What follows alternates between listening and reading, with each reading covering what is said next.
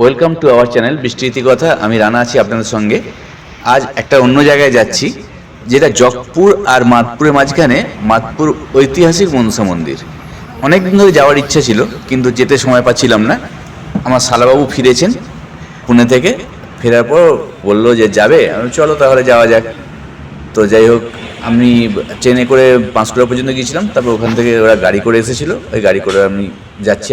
আমি ওর সঙ্গে উঠলাম মেচোগ্রাম থেকে। তো এখান থেকে এবার যাচ্ছি, যেতে যেতে কাছাকাছি এসে গেছি। দেখো এই মাদপুরের মনসা মন্দির, এটা ওই দেখো লেখা আছে বোর্ডে যে ঐতিহাসিক মনসা মন্দির যাওয়ার রাস্তা। এটার হাই রোড দিয়ে গেলে খুব কাছে হয়, যেটা আগে NH6 ছিল, এখন NH16 হয়ে গেছে। ওই রাস্তা থেকে বাঁ দিকে যেতে হয়। আর জগপুর বা মাদপুর স্টেশন থেকে আসলে টোটো করে বা অটো করে আসতে হয়, অনেকটা রাস্তা লাগে। যাই হোক, যারা বাইকে বা বাইক কার যাবে তারা হাওড়া দিক থেকে গেলে বাঁ দিকে যেতে হবে। যাই হোক, এই রাস্তার মাঝখানে যেতে যেতে বেশ চারিদিকে গাছগাছালি, বেশ ভালো লাগছিল যেতে যেতে। এই ঐতিহাসিক মনসা মন্দিরের একটা বেশ ইতিহাস আছে, সেটা সব বলবো, সব শোনাবো। এই যে আমি যাচ্ছি, যেতে যেতে তোমাকে ছবি দেখাচ্ছি তোমাদের। আর এই যে রেল লাইনটা দেখতে পাচ্ছ, এই রেল লাইন পাতা নিয়ে একটা বিশাল কাণ্ড আছে। এখানে একটা রাজা এই মনসা মন্দিরটা প্রতিষ্ঠা করেছিলেন। এখানে অ্যাকচুয়ালি আগে ছিল অনেক জঙ্গল, ঘন জঙ্গল ছিল। তো সেই জঙ্গল স্বপ্নদেশ পেয়ে ঘন জঙ্গল কেটে ওখানে মনসা মন্দির উই ঢিপি একটা সেটা করা হয়েছিল।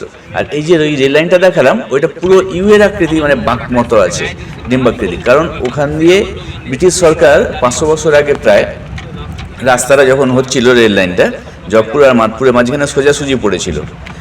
তো সেই সময় একটা বিশাল ঐতিহাসিক ঘটনা ঘটে গিয়েছিল। ওদেরকে গ্রামবাসী বারণ করেছিল, কিন্তু শোনেনি। তার জন্যে বেশ কয়েকজন মারা যায়। তারপর থেকে ব্রিটিশ গভর্নমেন্ট ওটাকে ঘুরিয়ে করেছে রেল লাইনটা। যাই হোক, এইখানে আমরা এসে গেছি, প্রায় একদম নেমে গেছি। এবার আমরা গাড়ি থেকে নেমে হাঁটতে হাঁটতে মনসা মন্দিরের উদ্দেশ্যে যাচ্ছি। আমরা এখন চলেছি ঐতিহাসিক মনসা মন্দির, মাদপুর আর জগপুরের মাঝখানে অবস্থিত। এটা দেখতে দেখো, আমরা হাঁটতে হাঁটতে মনসা মন্দিরের উদ্দেশ্যে যাচ্ছি। ওই সামনে যে দেখা যাচ্ছে ঘেরা, ওটা মায়ের মন্দিরের সামনে একটা বড় পুকুর। এই পুকুরে সবাই স্নান টান করে পুজো টুজো দেয়। আর এখানে প্রত্যেক বছর চৈত্র মাসের তৃতীয় মঙ্গলবার বিশাল করে পুজো পার্বণ করা হয়। আর এছাড়াও প্রত্যেক সপ্তাহে মঙ্গলবার আর শনিবার বিশাল জাঁকজমক করে এখানে পুজো হয়, প্রচুর ভক্ত সমাগম ঘটে। আর আজকে আমরা তো গেছি রবিবার দিন। আর সব থেকে বড় কথা হচ্ছে, এমন সময় গেছি, আমরা দুপুরবেলায় গেছি, প্রায় 12:30 1টা, প্রচণ্ড রোদ। জানো এই সময় কীরকম গরম চলছে, সেই জন্যে মেলা টেলা সব বন্ধ আছে। কিন্তু পুজোর যে দেওয়ার জন্যে প্রসাদ পাওয়া যায়, সেই রকম কিছু দোকান খোলা রয়েছে। আমরা এইটা হচ্ছে মা মনসার সামনের গেট, ঢোকার গেট। আর এখানে একটা ইতিহাস আছে।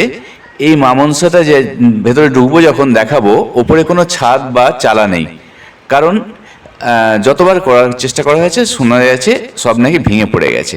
আর এখানে আসলে আপনাদের খুব ভালো লাগবে। আর মনসার উল্টো দিকেই একখানা দর্শক বা ভক্তদের বসার জন্য একটা জায়গা করে দেওয়া হয়েছে। খুব ভালো ব্যবস্থা করেছেন মন্দির কমিটি। আর আপনাদের খুব ভালো লাগবে এখানে আসলে। কেন বলছি, যে মনে হবে আপনারা যেন শান্তিনিকেতনে এসে পৌঁছেছেন, রবীন্দ্রনাথের।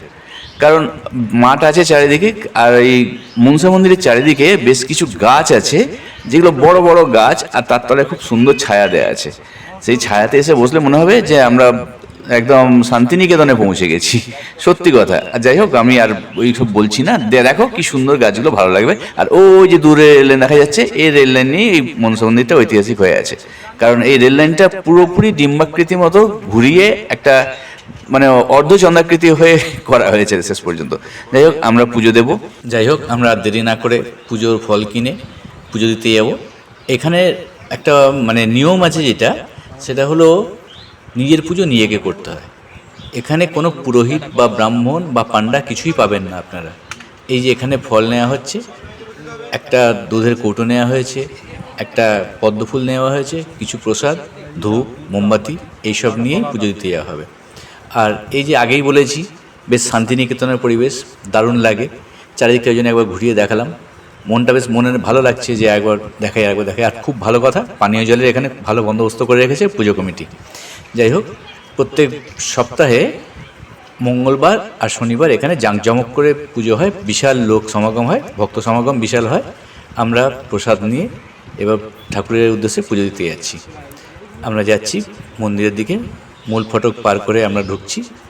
আমরা ঢুকলাম, ঢুকে এরপর আমরা পুজো দিতে যাব, কিন্তু প্রচণ্ড পায়ের তলায় এত তেতে গেছে সিমেন্ট, মানে পা রাখা দেয়। কোনো মতে পুজো দিতে হবে।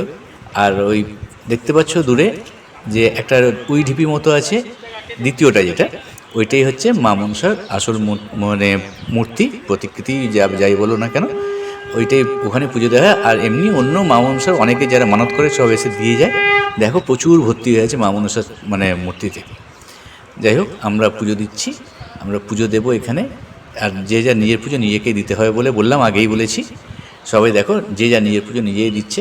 ওই দূরে একজন ভক্ত সে পুজো দিচ্ছে, পুজো দিয়ে সবাই আর চারিদিকে ফুল দিয়ে পুজো দিলাম, পুজো দিচ্ছে। এই ঢিপিটা হচ্ছে, এটাই ওই ঢিপি ছিল, এখন ওইটাই মা মনসার মন্দির, মা মনসার মূর্তি। দেখো ছাদের ওপরে কোনো ছাদ নেই, এর কোনো ছাদ নেই। যতবার ছাদ করা হয়েছে শোনা গেছে ছাদ ভেঙে পড়ে গেছে। যাই হোক, এখন আমার শালাবাবু আর তার বন্ধুরা সবাই মিলে ধূপ জেলে একদম রেডি হয়ে যাচ্ছে, গিয়ে ওখানে পুজো দিয়েই চলে আসবে, কারণ বেশিক্ষণ দাঁড়ানো সম্ভব নয় কারোর পক্ষে ওখানে। আমি তো গিয়েছিলাম, আমি দেখো ছায়াতে দাঁড়িয়ে ছবি তুলছি, কারণ পা পুরো একদম পুড়ে যাচ্ছে, এত তেতে যাচ্ছে পাটা, ধারণা করতে পারবে না। দেখো ওরা পা মাঝে মাঝে নাড়াচ্ছে, ওই জন্যই বললাম। যাক, পিছনে দেখা যাচ্ছে অনেক দূর থেকে সেই রেল লাইনটা, এই রেল লাইনটাই মানে একদম ডিম্বাকৃতি, মানে ঘুরিয়ে অর্ধেক চাঁদের মতো ঘুরিয়ে নিয়ে যাওয়া হয়েছে। আর এখানে ঘন্টা ঝুলছে। যাক, এই ঘন্টাগুলো ঝুলছে, এখান থেকে আমি একটুখানি ছবি তোলার চেষ্টা করলাম। তারপর দেখো একটু ওই পাশ থেকেই ছবি তুলে দেখাচ্ছি, দূর থেকে সবাই পুজো দিচ্ছে দেখাচ্ছি। আমি আস্তে আস্তে এগোচ্ছি, কিন্তু পা এত ব্যথা করছে, মানে কি বলবো, তাপ উত্তাপ একদম।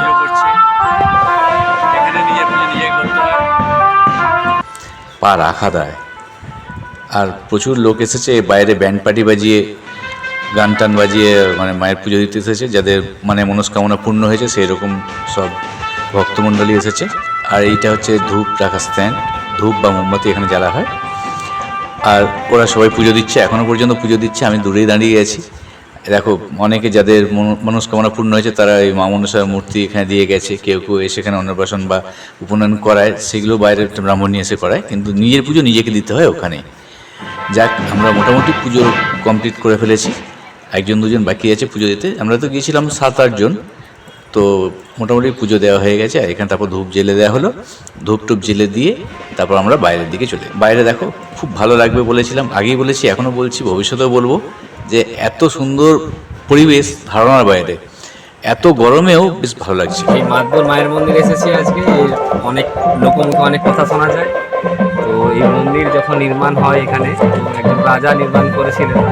তো পরবর্তীতে ব্রিটিশরা এসে রেল লাইন পাতার কাজ করে মাধপুর ও জঙ্গপুরের মাঝামাঝি এই অংশে একটা মাধপুরের মা মনসার মন্দির। তো তারা যখন এটাতে রেল লাইনের পাতার কাজ শুরু করে এবং তারা মনসা মন্দিরের উপর দিয়ে রেল লাইন করার ব্যবস্থা করেছিল, কিন্তু তাতে করে গ্রামবাসীরা তাকে বারণ করে এবং তাতেও তারা রুকেনি, তারা কাজ করে যায়। এবং কাজ করে যাওয়ার ফলে অনেকের মৃত্যুও ঘটে, অনেক উচ্চপদস্থ রেল কর্মচারীর মৃত্যু ঘটে। তার ফলে সেখান থেকে এখানে রাস্তা, যে রেল লাইনের যে রাস্তাটা, সেটা বাঁকিয়ে করা হয়েছে। এখানে মাধপুর আর জঙ্গপুর স্টেশনের মধ্যে পুরো ডিম্বাকৃতি রাস্তা, রেল লাইনটা দেখতে পাওয়া যাবে, দেখবেন এসে। যাক, আমরা ওখান থেকে কথা শুনলেন, শোনার পর বেরিয়ে এলাম বাইরে বেরিয়ে সবাই একটা করে আইসক্রিম খেয়েছিলাম, সেটা দেখালাম না। আর আইসক্রিম খেয়ে তারপর সোজা চলে এলাম সন্ধ্যা হোটেলে। এখানে 50 টাকায় পেট ভর্তি খাবার, নিরামিষ খাবার পাওয়া যায়। এখানে কেন, এখানে সবকটা দোকানে একই রেট, 50 টাকায় পেট ভর্তি যত তুমি ভাত খেতে পারো। আমরা সবাই মিলে খেলাম, খেয়ে দিয়ে এবার বাড়ি যেতে হবে, তাই বাড়ির উদ্দেশ্যে বেরিয়ে এলাম। আর বেরিয়ে এসে শেষ পর্যন্ত সবাই বেরিয়ে যাচ্ছি আমরা। সবাইকে একটা কথা যা বললি, আগেও বলেছি, এখনও বলছি, সবাইকেই বলি, সবাই বৃষ্টি ইতিকথা পাশে থেকো। আর যদি আমাদের মানে চ্যানেলটা ভালো লাগে, একটা লাইক কমেন্ট শেয়ার করে দিও। আর আজকের মতো এখানেই থাকলাম, সেই দূরের রেললাইন দেখিয়ে আজকে শেষ করছি। আজকের মতো এলাম, টাটা, সবাই ভালো থেকো, সুখে থেকো।